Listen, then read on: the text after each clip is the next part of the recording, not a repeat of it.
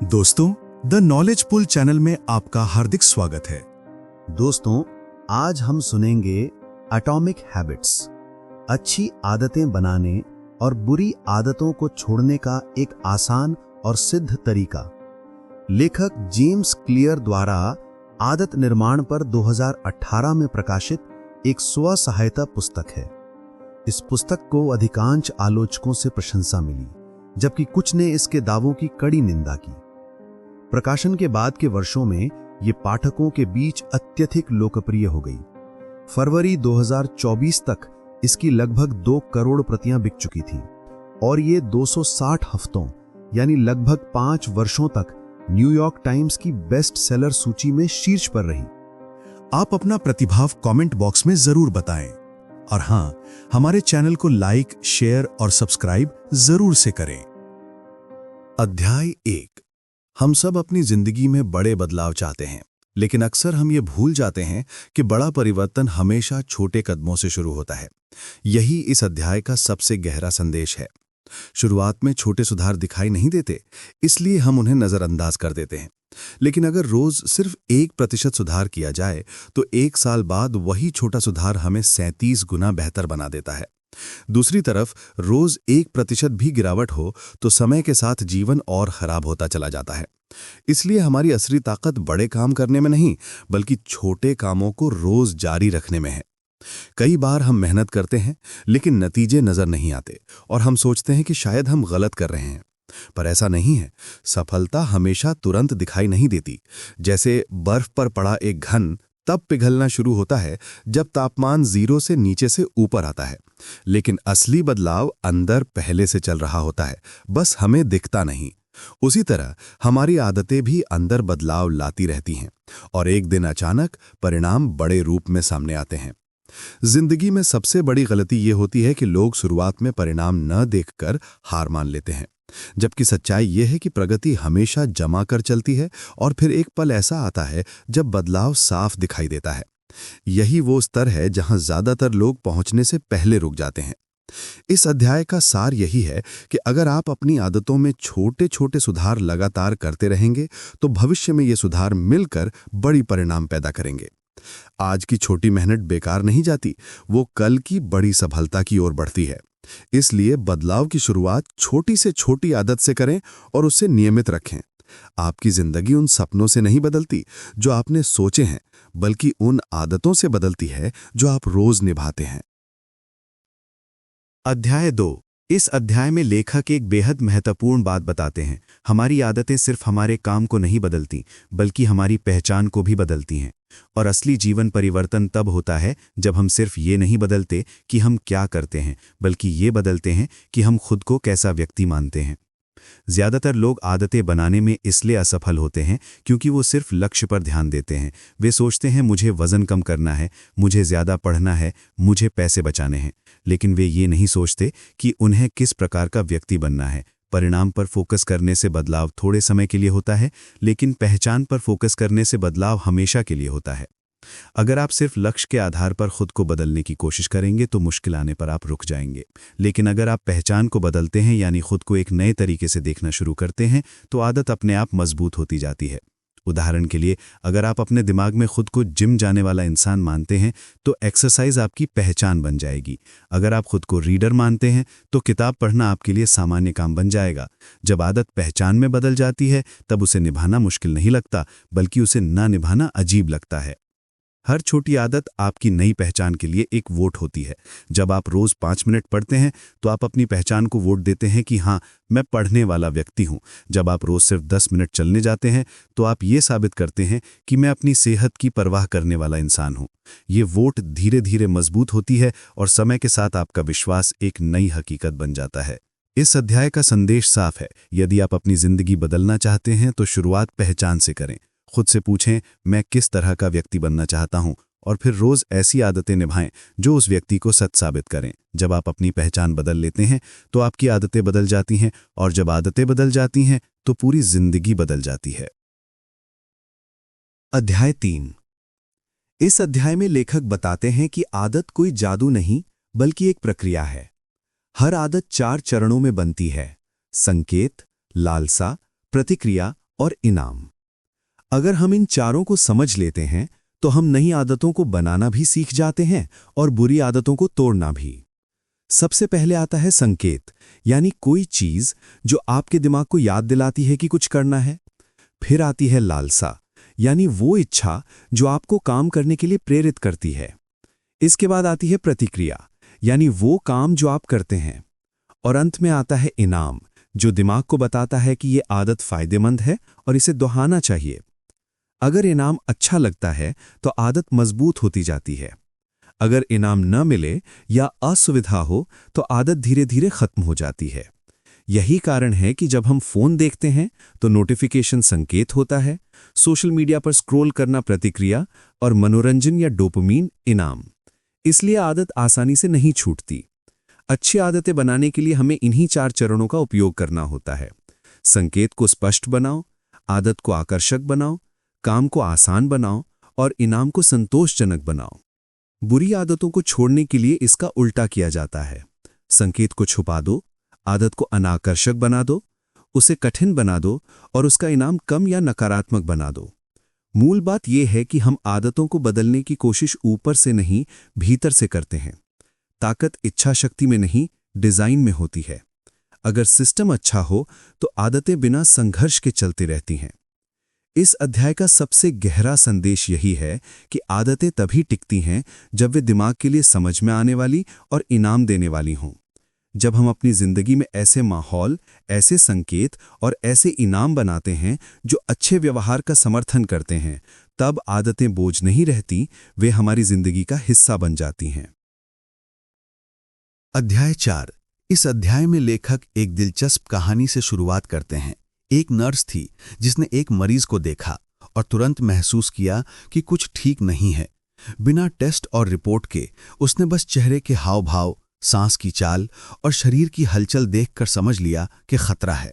उसने डॉक्टर को तुरंत बुलाया और थोड़ी ही देर में पता चला कि मरीज को हार्ट अटैक पड़ने वाला था। ये सब इसलिए संभव हुआ क्योंकि उसका दिमाग वर्षों से पैटर्न पहचानने की आदत डाल चुका था। यही आदतों की असली ताकत है। वे दिमाग को चीजें तुरंत समझने और निर्णय लेने में सक्षम बना देती हैं। इसी तरह हमारी रोजमर्रा की जिंदगी भी संकेतों से भरी होती है।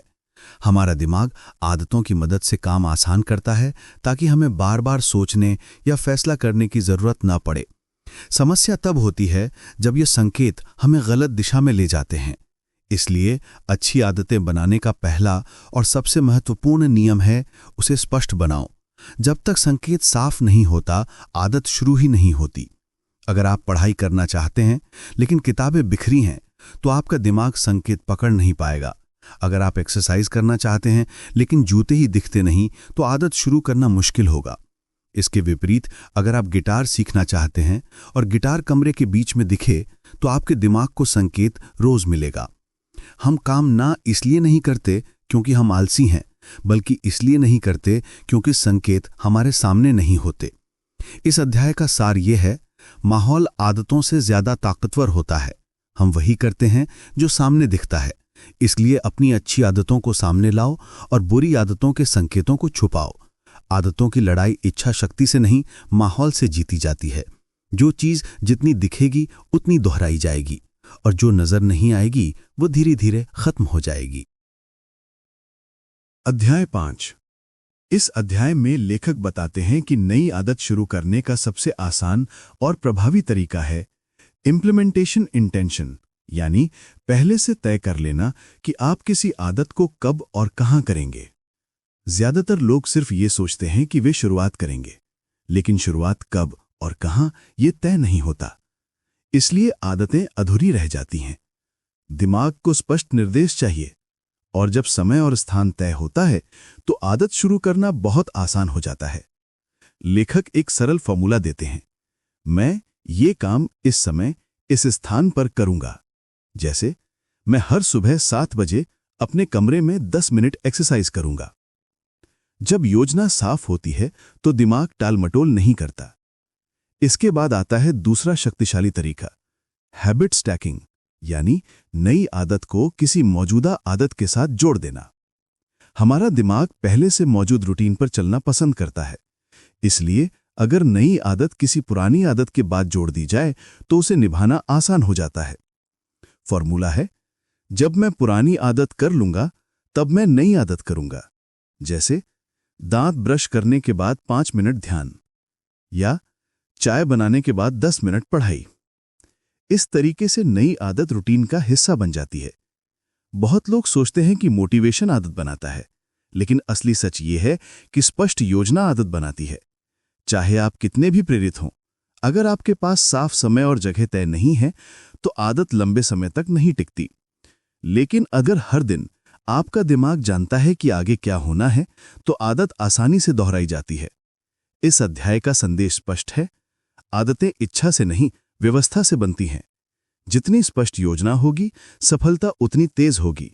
नई आदतों की शुरुआत मूल्यवान है, लेकिन सही शुरुआत और भी ज्यादा मूल्यवान है। अध्याय 6 बताता है कि अच्छी आदतें बनाने और बुरी आदतों को खत्म करने की असली ताकत वातावरण में छिपी होती है। इंसान अक्सर सोचता है कि उसकी इच्छा शक्ति नहीं है, वो अनुशासन में कमजोर है, पर असलियत यह है कि हम अपने आसपास के माहौल से हार जाते हैं। हमारा वातावरण ही हमें आसान काम की ओर धकेलता है और कठिन काम से दूर करता है। अगर कमरे में सामने स्नैक्स रखे हों और फल दराज में हो तो हम क्या खाएंगे, ये इच्छा शक्ति तय नहीं करती, वातावरण तय करता है। लेखक कहता है कि सफल होने के लिए अपनी आदतों के लक्ष्य को अपने परिवेश से जोड़ो, ताकि सही काम करना स्वाभाविक लगे, कठिन नहीं। हमारे दिमाग का एक सिद्धांत है, जो दिखता है वही याद आता है। कई काम हम सिर्फ भूल जाने की वजह से नहीं करते। अगर पानी पीने का लक्ष्य हो लेकिन पानी की बोतल पास में ना हो तो दिन भर पानी कम पीने की संभावना बढ़ जाती है। अगर किताब पढ़नी है तो किताब को दिखने वाली जगह पर रखो। अगर सोने से पहले मोबाइल से बचना है तो मोबाइल को दूसरे कमरे में रखो। वातावरण हमें बदलने के लिए सबसे बड़ा हथियार बन सकता है। नई आदत को आसान बनाओ और गलत आदत को मुश्किल बनाओ, इतना ही काफी है। इस अध्याय में एक महत्वपूर्ण उदाहरण मिलता है। एक हॉस्पिटल ने कैफेटेरिया में सिर्फ ये बदलाव किया कि पानी की बोतलें लोगों की नज़र के सामने और आसान पहुंच में रख दी। इसके बाद बिना किसी नियम, दंड या सलाह के लोगों की पानी पीने की मात्रा खुद ब खुद बढ़ गई। ये साबित करता है कि जब हमारा वातावरण बदला जाता है तो व्यवहार भी बदल जाता है। इसलिए खुद को दोष देने से बेहतर है कि अपने आसपास की चीजें बदलो। लेखक स्पष्ट करता है कि वातावरण अक्सर इच्छा शक्ति को हरा देता है। इसलिए समझदारी यह है कि खुद को उन चीजों से घेरो जो तुम्हें उस व्यक्ति के जैसा बनने में मदद करें जैसा तुम बनना चाहते हो। अगर जिम जाना चाहते हो तो जिम बैग दरवाजे के पास रखो। अगर लिखना चाहते हो तो टेबल पर नोटबुक हमेशा खुली रखो। अगर सोशल मीडिया कम करना है तो उस ऐप को फोन के आखिरी पेज पर रखो या हटाओ। खुद को मजबूत साबित करने की जरूरत नहीं, बस खुद को सही दिशा में धकेलने वाला माहौल बनाओ। आदतों का खेल मानसिक लड़ाई नहीं बल्कि पर्यावरण की डिजाइनिंग है। जिस दिन व्यक्ति समझ जाता है कि उसके निर्णय का 90% माहौल तय करता है, वो अपनी जिंदगी की दिशा बदल सकता है। अच्छी आदतों के लिए वातावरण ऐसा बने कि सही काम सबसे आसान विकल्प बन जाए। बुरी आदतों के लिए वातावरण ऐसा बने कि गलत काम करना असुविधाजनक हो जाए। जब माहौल सही दिशा में काम करता है तो बिना थके, बिना मजबूरी महसूस किए सफलता अपने आप बढ़ने लगती है। यही इस अध्याय का मूल संदेश है। इच्छा शक्ति पर निर्भर मत रहो, वातावरण को डिजाइन करो। अध्याय 7 ये समझाता है कि आदतों के मामले में 2 चीजें हमेशा साथ चलती हैं, प्रेरणा और क्षमता। लेकिन बदलाव तब आता है जब कोई आदत आसान बन जाती है। इंसान ऐसा जीव है जो स्वाभाविक रूप से कम ऊर्जा, कम प्रयास और कम दिमागी काम वाले रास्ते की तरफ जाता है। इसलिए कोई भी अच्छी आदत टिकती है तभी जब उसे निभाना आसान हो। आदतें एक तरह की घर्षण यानी फ्रिक्शन में फंसकर टूट जाती हैं। जितना ज्यादा फ्रिक्शन उतनी कम संभावना। लेखक कहता है कि काम को आसान बनाना मतलब आलसी बनना नहीं है, बल्कि समझदारी से मेहनत बचाना है, ताकि इच्छित आदतें लंबे समय तक चलें और गलत आदतें खुद मर जाएं। इस अध्याय में लेखक एक सरल सिद्धांत देता है, 2 मिनट रूल। मतलब कोई भी आदत इतनी छोटी और सरल बनाओ कि उसे सिर्फ 2 मिनट में शुरू किया जा सके। चाहे लक्ष्य बड़ा हो, शुरुआत छोटी होनी चाहिए। रोज 1 घंटा पढ़ना है। ये आदत आरी लगती है, लेकिन सोने से पहले किताब खोलकर 2 पेज पढ़ना आसान है। जिम में 1 घंटा वर्कआउट बड़ा लक्ष्य है, लेकिन जिम के जूते पहनकर 2 मिनट वार्म अप शुरू करना आसान है। 2 मिनट की शुरुआत दिमाग में जीत का भाव उत्पन्न करती है, और जब शुरुआत आसान होती है तो आगे का काम खुद बहाव में हो जाता है। बड़ी आदतें शुरू न होने की वजह यह नहीं कि वे कठिन हैं, बल्कि इसलिए कि शुरुआत ही भारी लगती है। लेखक ये भी बताता है कि आदतें शुरुआत में मिनी वर्जन में होती हैं, लेकिन धीरे धीरे असली रूप में बदल जाती हैं। ये बीज बोने जैसा है, छोटा काम लेकिन समय के साथ बड़ी वृद्धि। 2 मिनट का नियम आपको आलसी नहीं बनाता, बल्कि आदतों की जड़ में ताकत डालता है, क्योंकि जिंदगी बदलने वाली चीज बड़े कदम नहीं होते, बल्कि छोटे छोटे रोज के अनुशासन होते हैं। 2 मिनट के छोटे प्रयास दिमाग को लगातार जीत का संदेश देते हैं और आत्मविश्वास बढ़ाते हैं कि मैं ये कर सकता हूं। अच्छी आदतें आसान करने के साथ साथ बुरी आदतों को कठिन बनाना भी महत्वपूर्ण है। अगर सोशल मीडिया कम करना है तो फोन को दूसरे कमरे में छोड़ो। अगर धूम्रपान छोड़ना है तो सिगरेट को पास ना रखो। अगर ज्यादा खर्च रोकना है तो ऑनलाइन पेमेंट ऐप्स हटाओ या लॉक करो। जितना ज्यादा फ्रिक्शन बढ़ेगा, बुरी आदतें उतनी कम होंगी। इंसान हमेशा आसान विकल्प चुनता है, इसलिए अगर आसान काम सही हो तो जिंदगी खुद बेहतर होने लगती है। यही असली रणनीति है। अध्याय 7 का संदेश स्पष्ट है। इच्छा शक्ति का खेल मत खेलो, उसे आदतों की संरचना से बदलो। शुरुआत करने में ऊर्जा नहीं लगनी चाहिए। काम जितना आसान, आदत उतनी मजबूत। छोटे कदम भली छोटे दिखें, लेकिन महीनों बाद उनका प्रभाव विशाल होता है।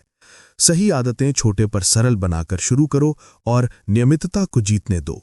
जब सही दिशा में छोटे छोटे कदम रोज उठते हैं तो सफलता रुक नहीं सकती। अध्याय 8 इस गहरी सच्चाई को समझाता है कि आदतें तब स्थायी बनती हैं जब वे न सिर्फ आसान हों, बल्कि तुरंत आनंद या पुरस्कार भी दें। इंसान के दिमाग की बनावट ऐसी है कि वह उन कामों की ओर आकर्षित होता है जिनका फायदा तुरंत मिलता है, जबकि जिन्हें लंबा और धीमा लाभ मिलता है उन्हें टाल देता है। अच्छी आदतों का परिणाम देर से मिलता है। किताब पढ़ोगे तो महीनों बाद ज्ञान बढ़ेगा, व्यायाम करोगे तो शरीर में सुधार हफ्तों बाद दिखेगा।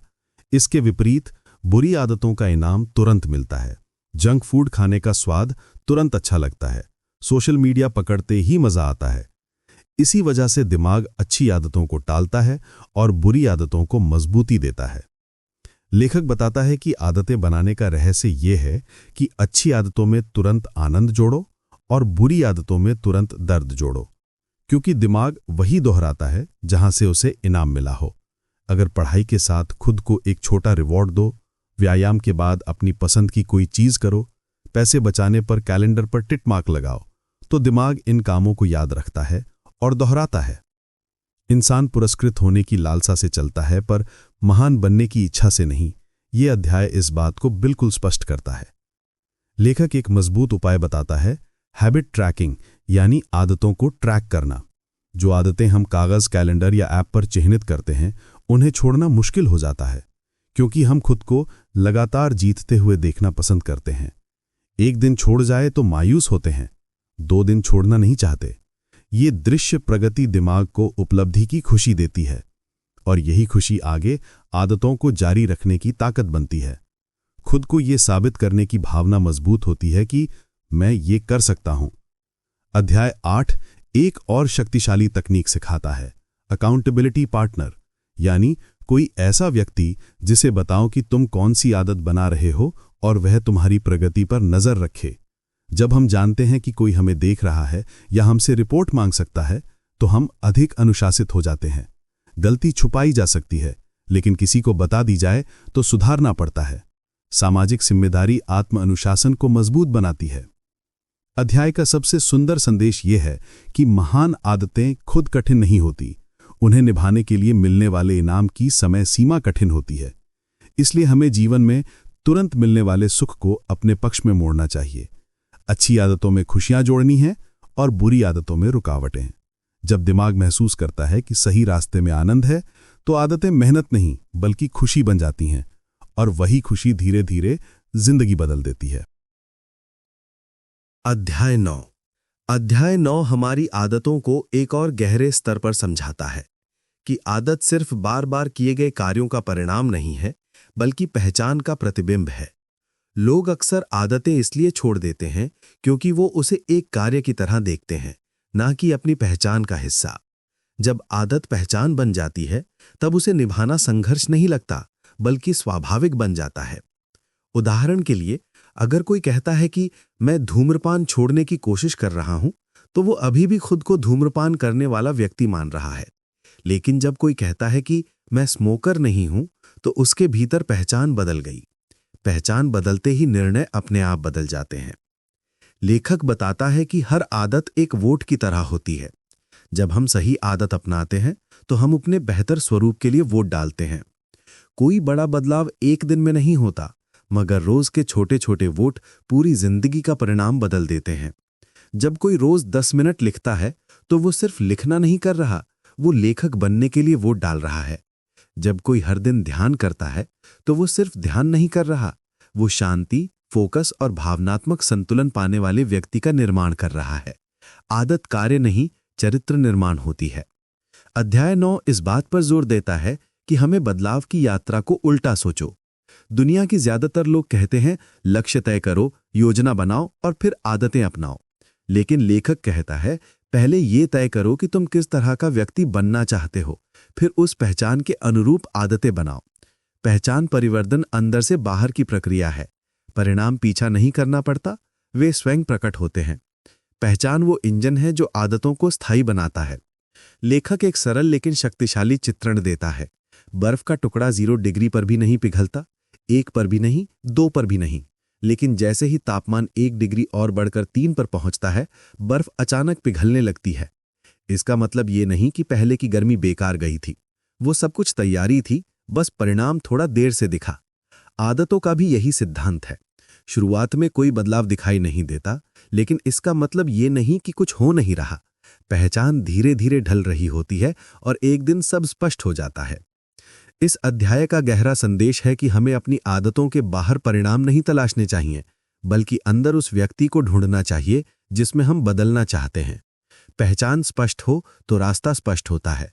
जब कोई अपने आप से कहता है कि मैं ऐसा व्यक्ति हूं जो फिटनेस को महत्व देता है, तो वो व्यायाम छोड़ नहीं सकता। मैं ऐसा व्यक्ति हूं जिसे सीखना पसंद है, तो वो पढ़ाई रोक नहीं सकता। मैं ऐसा व्यक्ति हूं जो अपनी बात पूरी करता है, तो वो वादे तोड़ नहीं सकता। पहचान आदतों को मजबूती देती है और आदतें पहचान को मजबूत करती हैं। यही गोल्डन सर्कल है। अध्याय 9 का अंत हमें ये एहसास दिलाता है कि असली जीत तब होती है जब आदतें बाहरी सफलता नहीं, बल्कि आंतरिक सत्य बन जाती हैं। जब आदतें सीखने की बजाय होने लगती हैं। जब सफलता लक्ष्य नहीं, बल्कि स्वभाव बन जाती है। यही वो क्षण है जब जिंदगी वास्तव में बदलती है। अध्याय 10 हमें उस सच से रूबरू कराता है जिसे हम अक्सर नजरअंदाज कर देते हैं। सफलता सिर्फ मेहनत का खेल नहीं, निरंतरता का खेल है। दुनिया में बहुत से लोग प्रतिभाशाली होते हैं, बहुत से स्मार्ट होते हैं, लेकिन अंत में जीत उसी की होती है जो रुकता नहीं, जो आदतों को लंबे समय तक निभाता है। धीरे धीरे होने वाली प्रगति अक्सर दिखाई नहीं देती, लेकिन वही प्रगति समय के साथ जीवन में चमत्कार लेकर आती है। यही कंपाउंड इफेक्ट यानी जमा होने वाला प्रभाव जीवन का सबसे बड़ा जादू है। इसी अध्याय में लेखक प्लेटो ऑफ लेटेंट पोटेंशियल की अवधारणा समझाता है। शुरुआत में मेहनत ज्यादा दिखती है, लेकिन नतीजे बहुत कम दिखते हैं। जैसे अंधेरे कमरे में घी का दीपक जलाना। शुरुआत में रोशनी कम दिखाई देती है, लेकिन थोड़े समय बाद दीपक पूरे कमरे को रोशन कर देता है। ठीक उसी तरह आदतें भी प्रारंभ में निराशाजनक लगती हैं, क्योंकि परिणाम तुरंत नहीं मिलते। लोग शुरुआती धीमी प्रगति से हार मान लेते हैं, जबकि धीमी प्रगति ही बाद में तेज परिणाम का आधार होती है। लेखक क्रिकेटर, कलाकार, व्यवसायी और एथलीट हर सफल व्यक्ति के उदाहरणों से बताता है कि लंबी अवधि के विजेता कभी भी क्षणिक प्रेरणा पर निर्भर नहीं रहते। वे सिस्टम बनाते हैं, रूटीन बनाते हैं और हर दिन थोड़ा बेहतर बनने की कला सीखते हैं। वे जानते हैं कि कभी-कभी स्थिरता, ऊब और परिणाम ना दिखने वाले दिन भी आएंगे, लेकिन वही दिन व्यक्ति को मजबूत बनाते हैं। जो लोग परिणाम ना मिलने पर भी प्रयास जारी रखते हैं, वे आखिर में उस चरण तक पहुंचते हैं जहां अचानक सफलता फूट पड़ती है और दुनिया सोचती है कि ये रातों रात सफल हो गया। जबकि वो सफलता रातों रात नहीं होती, वो वर्षों की आदतों का फाइनल परिणाम होती है। अध्याय 10 हमें यह भी सिखाता है कि प्रगति का असली ग्राफ सीधी रेखा नहीं होता। बदलाव अक्सर धीमे धीमे जमा होकर अचानक विस्फोट जैसा निकलता है। इसलिए जिस दिन प्रगति दिखाई ना दे, उसी दिन काम करना सबसे ज्यादा जरूरी होता है। वही दिन पहचान तय करता है कौन हार मानता है और कौन आगे बढ़ता है। इस अध्याय का संपूर्ण संदेश ये है कि आदतों के सफर में धैर्य, लगन और विश्वास आपकी सबसे बड़ी ताकत हैं। रास्ता शुरू में शांत होता है, नतीजे नहीं दिखते, लेकिन जमा होता हर प्रयास आपके लक्ष्य की नींव मजबूत कर रहा होता है। सफलता आती है, पर वो उन्हें मिलती है जो प्रतीक्षा करते हुए लगातार काम करते रहते हैं। आदतों की यात्रा धीमी लग सकती है, लेकिन जब वे फल देती हैं तो जीवन पूरी तरह बदल देती हैं। यही अध्याय 10 की आत्मा है। जीत उन लोगों की होती है जो रुकते नहीं। अध्याय 11 में एक बहुत महत्वपूर्ण मनोवैज्ञानिक पहलू को उजागर करता है।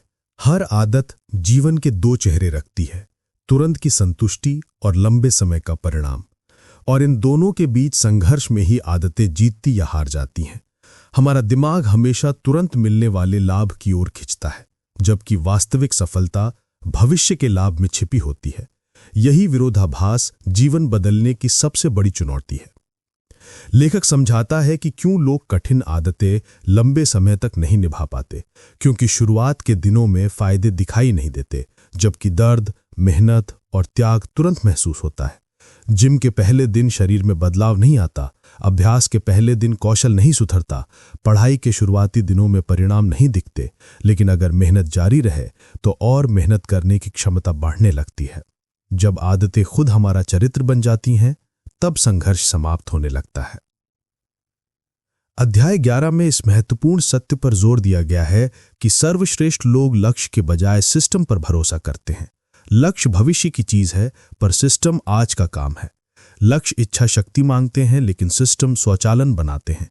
अगर कोई लेखक है और लक्ष्य किताब लिखना है, तो किताब पर ध्यान नहीं, रोज लिखने की आदत पर ध्यान देना चाहिए। यदि कोई फिट होना चाहता है, तो वजन घटाने पर नहीं, प्रतिदिन व्यायाम की रूटीन पर ध्यान देना चाहिए। जब कार्य आदत बन जाए, तब लक्ष्य अपने आप पूरा होता है। लेखक कहता है कि जिंदगी में असली दुश्मन असफलता नहीं, ऊब यानी बोर्डम है। शुरुआत में सब प्रेरित होते हैं, प्रेरणा से आदत शुरू होती है, लेकिन आगे की यात्रा अनुशासन से चलती है। जब काम उत्साहहीन, सामान्य और कभी-कभी थका देने वाला लगे, तब भी उसे करना ही आदत की असली सफलता है। जो लोग कठिन समय में भी रूटीन नहीं छोड़ते, वे दुनिया बदलते हैं।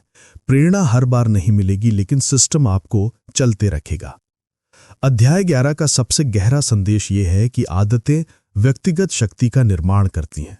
शुरुआत में हम आदतों को नियंत्रित करते हैं, फिर आदतें हमें नियंत्रित करने लगती हैं। पहले हम आदतों को निभाते हैं, फिर आदतें हमारे लिए काम करना शुरू कर देती हैं। यही वो बिंदु है जहां जीवन आसान होने लगता है, नतीजे आने लगते हैं, आत्मविश्वास बढ़ता है और सफलता तेजी से बढ़ने लगती है। ये वो मोड़ है जहां हर सही काम का फल मिलना शुरू होता है। अध्याय का निष्कर्ष बताता है कि महानता तेज गति की नहीं, निरंतर गति की कहानी है। जो हर परिस्थिति में रोज थोड़ा थोड़ा आगे बढ़ते हैं, वही अंत में सबसे ऊंचे शिखर पर खड़े होते हैं। आदतों की दुनिया में चमत्कार उन लोगों के लिए होता है जो तब भी सुधार करते रहते हैं जब कोई परिणाम नहीं दिख रहा होता। अध्याय 12 मानव व्यवहार के एक गहरे सत्य को उजागर करता है। हम वही बनते हैं जिसकी हम प्रशंसा और जिस समूह में स्वीकार्यता चाहते हैं। आदतें केवल व्यक्तिगत निर्णयों से नहीं बनती, बल्कि इस बात से भी बनती हैं कि हमारे आसपास के लोग क्या करते हैं और हम किस सामाजिक दायरे का हिस्सा बनना चाहते हैं। इंसान का स्वभाव है समाज में फिट होना, स्वीकार किया जाना और दूसरों जैसा बनना। इसलिए जिन लोगों के साथ हम रहते हैं, जिस ट्राइब का हिस्सा होते हैं, वही हमारी आदतों की दिशा तय करते हैं। लेखक बताता है कि दुनिया में 3 तरह की संस्कृतियां हमारे व्यवहार को आकार देती हैं: परिवार और मित्र, व्यावसायिक माहौल और वो समाज जिसे हम प्रशंसा की दृष्टि से देखते हैं। अगर कोई ऐसे लोगों के बीच है जहां फिटनेस को गर्व की तरह देखा जाता है, तो उसके लिए व्यायाम करना स्वाभाविक हो जाता है। अगर कोई ऐसे समूह में है जहां किताबें पढ़ना सामान्य आदत है, तो वो खुद पढ़ने लगेगा। और अगर समूह में धूम्रपान, देर रात जागना या टालमटोल सामान्य है, तो व्यक्ति आसानी से वही आदतें अपनाएगा। आदतें अकेले नहीं पनपती, वे सामाजिक वातावरण से ऊर्जा लेती हैं। इस अध्याय में लेखक एक सरल लेकिन जीवन बदलने वाली सीख देता है। ऐसे लोगों के बीच रहो या उनसे जुड़ो जिनकी आदतें तुम्हारे भविष्य से मेल खाती हों। अगर आप योग सीखना चाहते हैं तो योग करने वालों के बीच जाएं। अगर व्यवसाय सीखना है तो व्यावसायिक मानसिकता वाले लोगों के करीब जाएं। अगर अनुशासन सीखना है तो अनुशासित लोगों के साथ समय बिताएं। समूह आपको खींचता है और सबसे शक्तिशाली खिंचाव होता है स्वीकार किए जाने की इच्छा। जब अच्छी आदतों के लिए आपको सराहना और सम्मान मिलता है तो आप उन्हें छोड़ नहीं सकते। अध्याय 12 ये भी बताता है कि सामाजिक पहचान उतनी ही शक्तिशाली है जितनी व्यक्तिगत पहचान। जब कोई अपने मन में कहता है कि मैं दौड़ता हूं क्योंकि मेरे सारे दोस्तों की पहचान रनर के रूप में है, तो दौड़ना सिर्फ शौक नहीं रहता, वो समूह से जुड़े रहने का माध्यम बन जाता है। आदतें तब टूटती हैं जब हम अकेले होते हैं, आदतें तब टिकती हैं जब हम साथ होते हैं।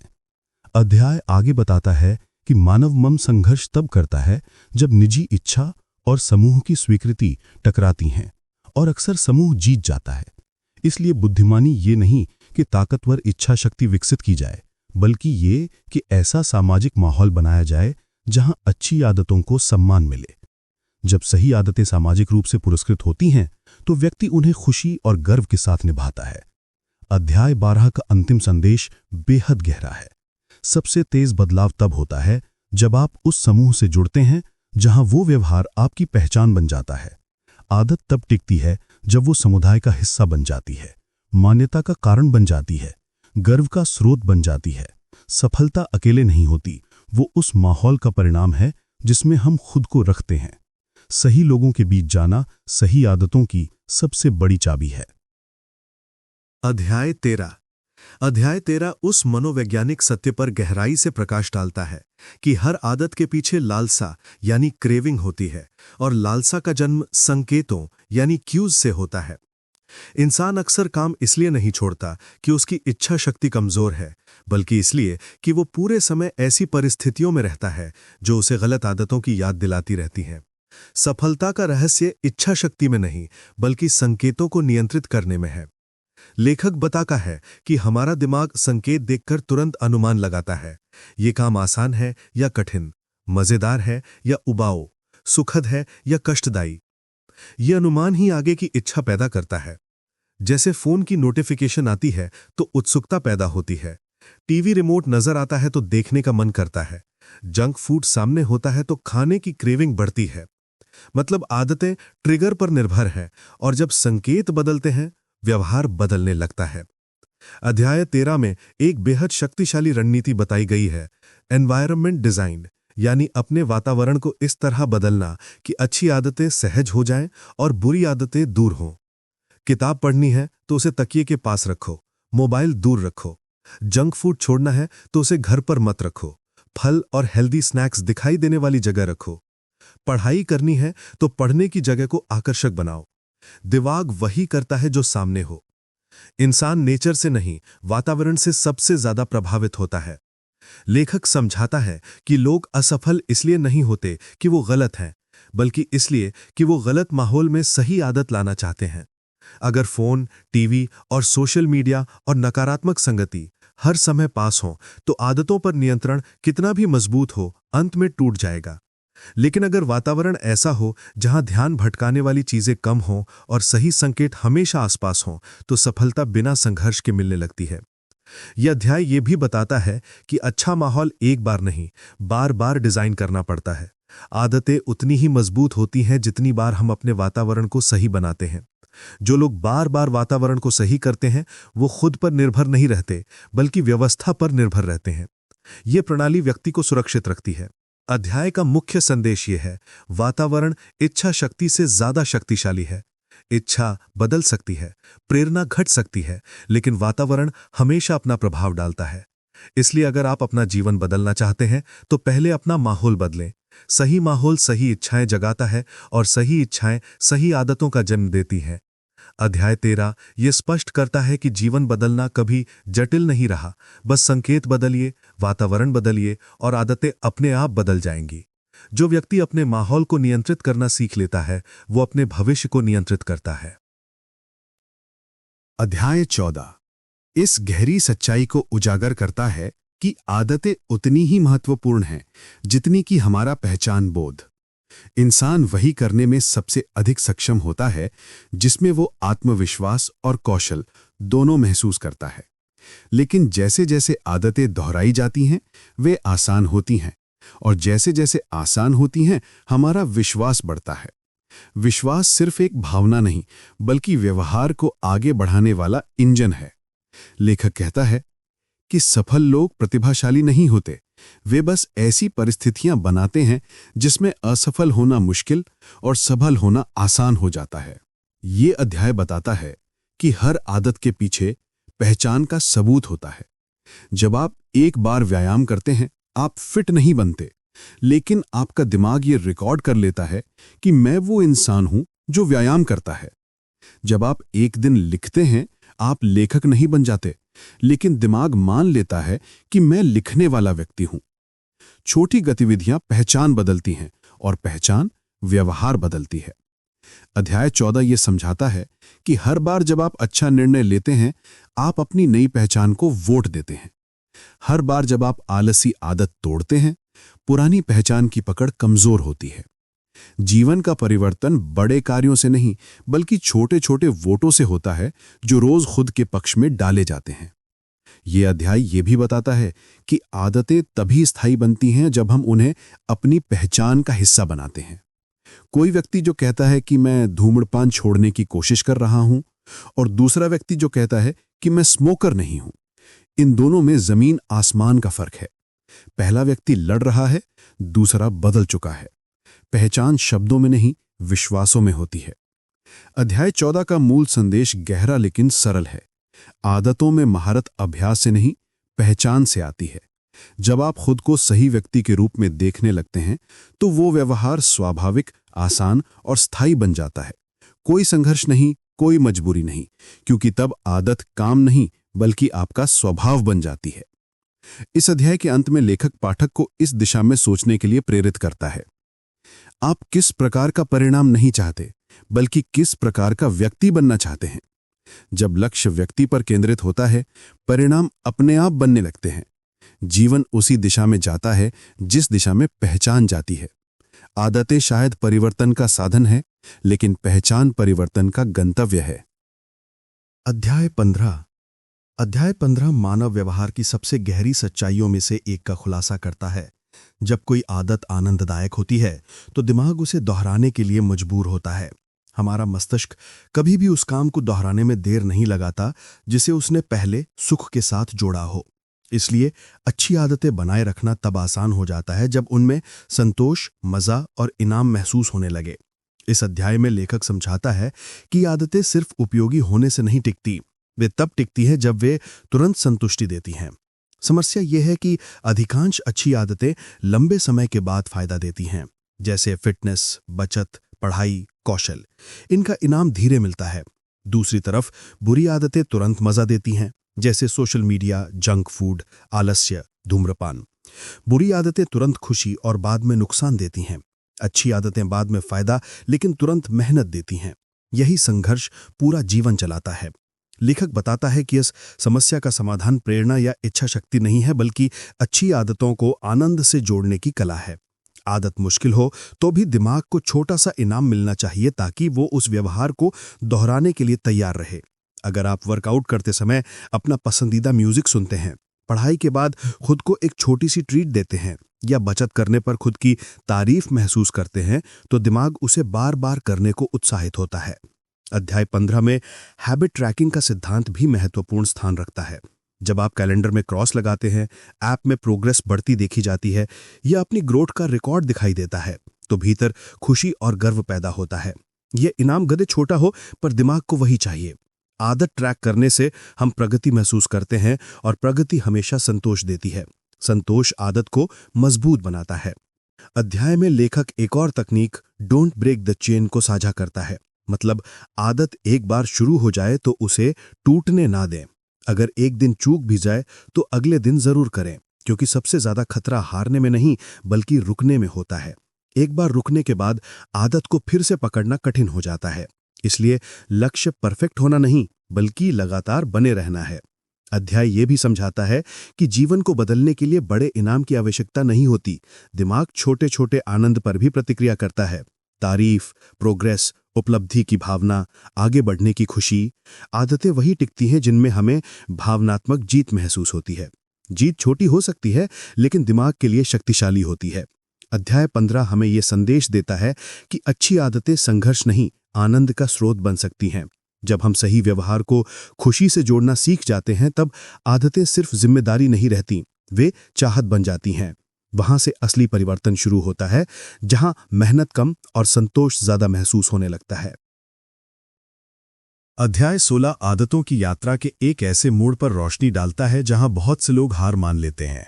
स्थिरता का चरण, यानी जब हम मेहनत करते रहते हैं लेकिन नतीजे दिखाई नहीं देते। लेखक बताता है कि असफल लोग इस जगह रुक जाते हैं, जबकि सफल लोग इस क्षेत्र को पार कर जाते हैं। यह अध्याय समझाता है कि प्रगति अक्सर लंबे समय तक छिपी रहती है, फिर अचानक उभरती है। आदतें तुरंत नहीं खिलती, वे भीतर ही भीतर ऊर्जा जमा करती रहती हैं और फिर एक समय ऐसा आता है जब परिणाम एकदम स्पष्ट नजर आने लगते हैं। लेखक इस अवधारणा को वैली ऑफ डिसअपॉइंटमेंट कहता है, निराशा की घाटी। हम अपेक्षा करते हैं कि प्रगति सीधी रेखा में होगी, लेकिन वास्तविक प्रगति हमेशा धीमी फिर अचानक तेज होती है। हम जिम जाते हैं, वजन नहीं घटता। हम पढ़ते हैं, सुधार नहीं दिखता। हम व्यवसाय शुरू करते हैं, सफलता नहीं मिलती, लेकिन अनदेखे स्तर पर बदलाव हो रहा होता है। आदतें धीमी होती हैं पर स्थायी होती हैं। अध्याय 16 बताता है कि परिणाम देर से मिलना विफलता नहीं है, बल्कि प्रक्रिया का हिस्सा है।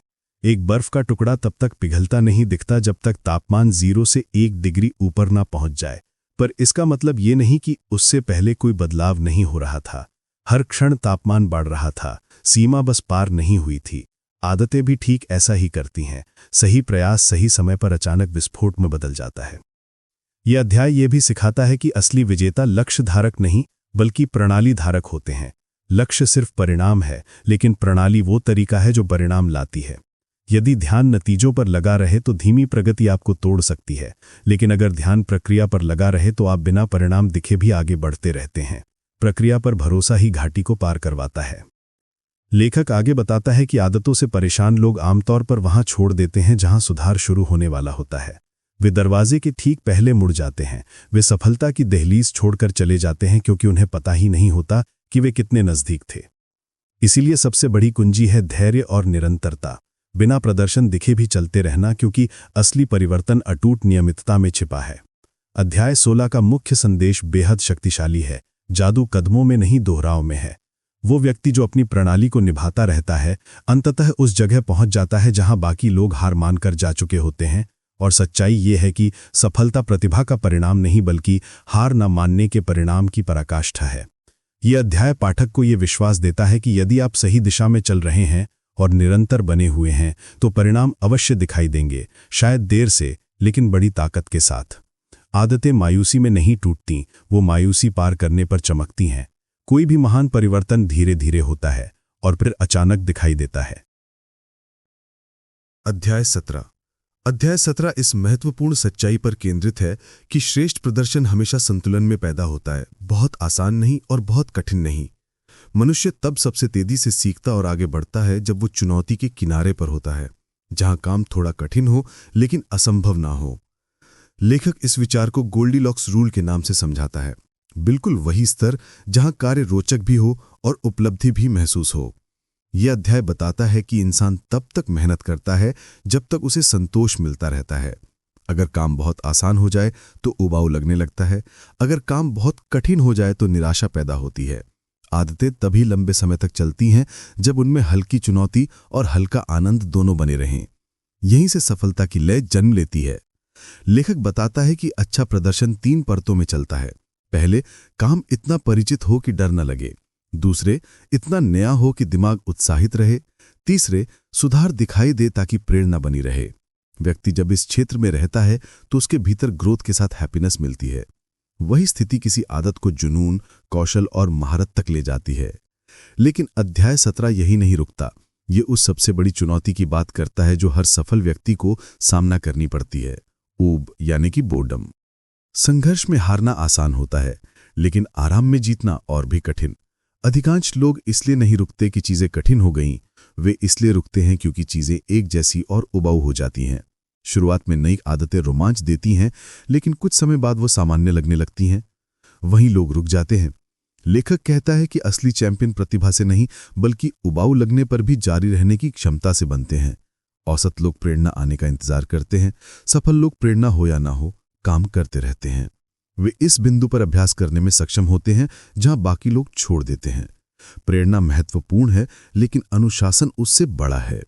अध्याय 17 समझाता है कि चरम सफलता कभी भी असाधारण प्रयास के छोटे पलों का परिणाम नहीं होती, बल्कि ये सामान्य प्रयास के लंबे चरणों का परिणाम होती है। वही लोग स्थिरता तक पहुंचते हैं जो ऊब को सहन करना सीख जाते हैं। उन्हें खुशी नजर के सामने नहीं, बल्कि दूर के क्षितिज में दिखती है। उन्हें आदत उतनी ही अपनी लगती है जितना परिणाम। अध्याय के अंत में लेखक एक लाइन के माध्यम से पूरे विचार को संक्षेप में बांध देता है। विजेता और हारने वाले में फर्क इच्छा का नहीं, धैर्य का होता है। जो लोग बोरियत के बावजूद नियमित रहते हैं, वही अंत में खेल जीतते हैं।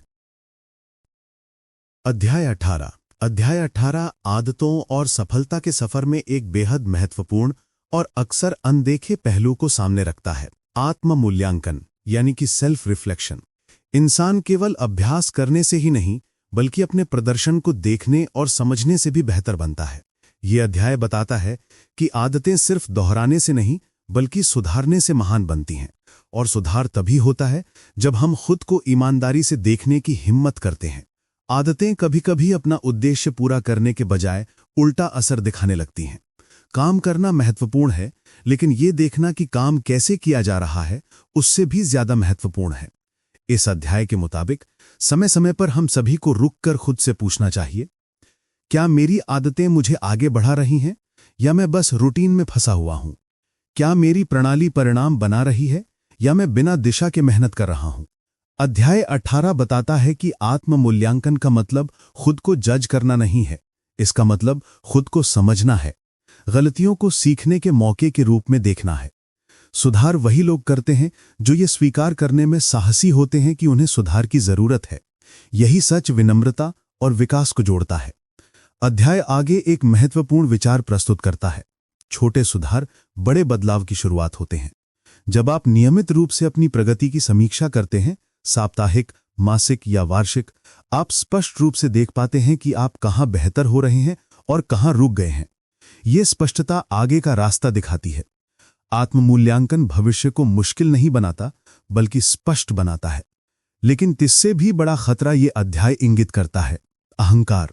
जैसे ही आदतें हमें सफल बनाने लगती हैं, वैसे ही हमारा दिमाग हमें धोखा देना शुरू कर देता है। हम मान लेते हैं कि हम अंतिम स्तर पर पहुंच गए हैं। हम सीखना बंद कर देते हैं, सवाल पूछना बंद कर देते हैं, फीडबैक लेना बंद कर देते हैं। यही जगह ज्यादातर करियर, रिश्तों और बिजनेस को तोड़ती है। सफलता नहीं, बल्कि सफलता के बाद का घमंड। लेखक चेतावनी देता है कि जब पहचान इतनी मजबूत हो जाती है कि हम खुद को बदलने नहीं देते, तो वही पहचान हमें नुकसान पहुंचाने लगती है। जो लोग खुद को अपडेट नहीं करते, वे समय के साथ पीछे छूट जाते हैं। असली विजेता हमेशा सीखते रहते हैं, बढ़ते रहते हैं, संशोधन करते रहते हैं। वे अपनी पहचान को कैद नहीं बनने देते, बल्कि लचीला बनाए रखते हैं। अध्याय 18 का सार ये है कि सबसे बड़ा विकास तब शुरू होता है जब हम खुद को ईमानदारी से देखने की हिम्मत करते हैं। नियमित समीक्षा आदत को तेज रखती है, दिशा स्पष्ट रखती है और अहंकार को नियंत्रित रखती है। जो लोग खुद को सुधारते रहते हैं, वे जीवन से आगे नहीं भागते, जीवन खुद उनके पीछे चलता है। अंत में लेखक ये याद दिलाता है कि आदतें केवल जीवन को नियंत्रित करने के लिए नहीं बनाई जाती, वे जीवन को ऊंचा उठाने के लिए बनाई जाती हैं। और ये तभी होता है जब हम सीखना कभी बंद नहीं करते।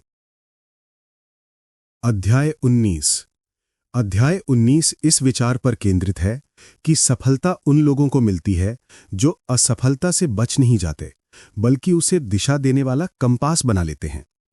यह अध्याय बताता है कि जीवन में प्रगति सीधी रेखा में नहीं चलती। ठीक आदतों की तरह परिणाम कभी ऊपर तो कभी नीचे जाते हैं। बढ़त और गिरावट दोनों यात्रा का हिस्सा है। इसलिए असफलता अंत नहीं है, बल्कि अगला कदम बेहतर बनाने का संकेत है। लेखक समझाता है कि हर प्रणाली चाहे कितनी भी अच्छी हो, कभी कभी विफल होती है। कोई भी व्यक्ति हर दिन परफेक्ट नहीं रह सकता। गलतियां होंगी, रुकावटें आएंगी, मन नहीं लगेगा, जीवन बाधाएं डालेगा। लेकिन यहां सबसे महत्वपूर्ण बात यह है कि क्या हम गलती से वापस लौटते हैं या गलती को बहाना बना देते हैं। जीतने वाले लोग असफलता को गंभीरता से लेते हैं, लेकिन व्यक्तिगत रूप से नहीं। वे गिरने को कमजोरी नहीं, फीडबैक की तरह देखते हैं। इस अध्याय का सबसे महत्वपूर्ण संदेश है, गलती करना खतरनाक नहीं, बल्कि गलती के बाद लंबे समय तक रुके रहना खतरनाक है। अगर एक दिन आदत टूट जाए तो अगले दिन तुरंत वापस लौटना चाहिए। एक गलती आदत को नहीं तोड़ती, लेकिन लगातार 2 गलतियां आदत को गिरा देती हैं। इसलिए लेखक कहता है कि कभी 2 बार मत चूकिए। एक बार चूक जाना जीवन है, 2 बार चूक जाना पैटर्न बन जाता है। अध्याय 19 ये भी बताता है कि परफेक्शनिज्म अक्सर विकास को रोक देता है। परफेक्ट बनने की कोशिश में लोग नया शुरू करने से डरने लगते हैं। वे फेल होने के डर में मेहनत बंद कर देते हैं। लेकिन वास्तविक जीवन में कोई भी महान उपलब्धि बिना चूक, बिना गलतियों और बिना संघर्ष के पूरी नहीं हुई। गलतियां जीवन का कर हैं और विकास उसकी कमाई। अध्याय में एक और गहरी बात कही गई है। कभी कभी असफलता उस दिशा का संकेत होती है जिसमें हमें नहीं जाना चाहिए। जीवन सिर्फ जीत के बारे में नहीं, बल्कि उन रास्तों को पहचानने के बारे में भी है जिन पर नहीं चलना चाहिए। गलत चीज छोड़ देना भी सही चीज खोजने की तरह ही महत्वपूर्ण है। असफलता अगर समझ ली जाए तो वो ताकत बन जाती है। और अंत में लेखक निर्णय क्षमता और दिशा पर ध्यान केंद्रित करता है। आदतें सिर्फ करने के लिए नहीं, बल्कि जीवन को सही दिशा देने के लिए हैं। अगर कोई आदत आपको वो व्यक्ति बनाने में मदद नहीं कर रही जिसकी आप कल्पना करते हैं, तो उसे बदलना कमजोरी नहीं, बुद्धिमत्ता है। विकास सिर्फ जोड़ने में नहीं, अनचाही चीज घटाने में भी होता है। अध्याय 19 का निष्कर्ष शांत लेकिन मजबूत है। सर्वश्रेष्ठ लोग सफलता से नहीं पहचाने जाते, बल्कि इस बात से पहचाने जाते हैं कि वे अपनी असफलता को कैसे संभालते हैं। वे गिरते हैं लेकिन टूटते नहीं, वे चूकते हैं लेकिन लौटते हैं, वे हारते हैं लेकिन रुकते नहीं, और जीवन में वही लोग अविश्वसनीय दूरी तय करते हैं। अध्याय 20 जीवन के परिवर्तन की उस गहराई पर पहुंचता है जहां आदतें केवल व्यवहार नहीं रहती, वे पहचान बन जाती हैं। यह अध्याय समझाता है कि इंसान तब सबसे अधिक बदलता है जब वह अपने परिणामों को नहीं, बल्कि अपने व्यक्तित्व को बदल देता है। आदतें केवल करने की चीज नहीं है, वे बनने की प्रक्रिया है, उस व्यक्ति में बदलने की यात्रा जो आप हमेशा से बनना चाहते थे। लेखक बताता है कि शुरुआत में आदतें छोटी लगती हैं, लेकिन समय के साथ वे पहचान का प्रमाण बनती जाती हैं। हर बार जब आप अच्छी आदत निभाते हैं, आप सिर्फ एक काम पूरा नहीं कर रहे होते, बल्कि खुद को यह साबित कर रहे होते हैं कि आप वो व्यक्ति हैं जो ये काम करता है। आपका व्यवहार आपकी पहचान को प्रमाण दे रहा होता है। आप दौड़ते हैं तो आप एक धावक बनते हैं, आप पढ़ते हैं तो आप एक पाठक बनते हैं, आप बचत करते हैं तो आप एक जिम्मेदार व्यक्ति बनते हैं। आदतें भविष्य की कहानी को नहीं, बल्कि आपकी पहचान की परिभाषा को बदल देती हैं। इस अध्याय का संदेश बेहद नाजुक और शक्तिशाली है। पहचान कोई लक्ष्य नहीं, प्रभाव का परिणाम है। लोग सोचते हैं कि पहचान बदलने के लिए पहले सफलता चाहिए, लेकिन सच इसका उल्टा है। पहले पहचान बदली जाती है, फिर सफलता उसका अनुसरण करती है। जब आप खुद से कहना शुरू कर देते हैं कि मैं ऐसा व्यक्ति हूं जो मेहनत करता है, मैं ऐसा व्यक्ति हूं जो हार नहीं मानता, मैं ऐसा व्यक्ति हूं जो हर दिन बढ़ता है, तो व्यवहार स्वाभाविक रूप से उसी पहचान के अनुसार ढलने लगता है। पहचान विचारों को बदलती है, विचार व्यवहार को, और व्यवहार भविष्य को। लेकिन यह अध्याय चेतावनी भी देता है, गलत पहचान को पकड़कर रखना खतरनाक है। अगर आप खुद को किसी सीमित लेबल में फंसा देते हैं, तो जीवन उन्हीं सीमाओं में कैद हो जाता है। इसलिए लेखक सलाह देता है कि पहचान स्थिर नहीं, लचीली और विकसित होनी चाहिए। जैसे आप बढ़ते हैं, आपकी पहचान भी बढ़ती रहे। सीखते रहना, विकसित होते रहना, यही असली बुद्धिमत्ता है। अंत में लेखक याद दिलाता है कि एटॉमिक हैबिट्स का उद्देश्य आपको नियमों में बांधना नहीं, बल्कि आपको अपनी सर्वश्रेष्ठ संभावनाओं तक पहुंचाना है। अच्छी आदतें बड़ी सफलता नहीं लाती, वे बस आपको ऐसा व्यक्ति बना देती हैं जो किसी भी क्षेत्र में सफलता पाने में सक्षम हो जाता है। बदलाव की असली ताकत आदतों में नहीं, आपके अंदर पैदा हुए नए व्यक्ति में होती है। और जैसे ही ये अध्याय खत्म होता है, लेखक एक अंतिम गहरी बात कहता है। हर क्रिया एक वोट है उस व्यक्ति के लिए जिसे आप बनना चाहते हैं। कोई भी वोट छोटा नहीं होता, कोई भी प्रयास व्यर्थ नहीं होता। हर दिन आप खुद को गढ़ रहे हैं और ये प्रक्रिया कभी खत्म नहीं होती, क्योंकि आप हमेशा बेहतर बन सकते हैं। दोस्तों, इस ऑडियो बुक सुनने के लिए दिल से धन्यवाद। मिलते हैं और नई किताब के साथ।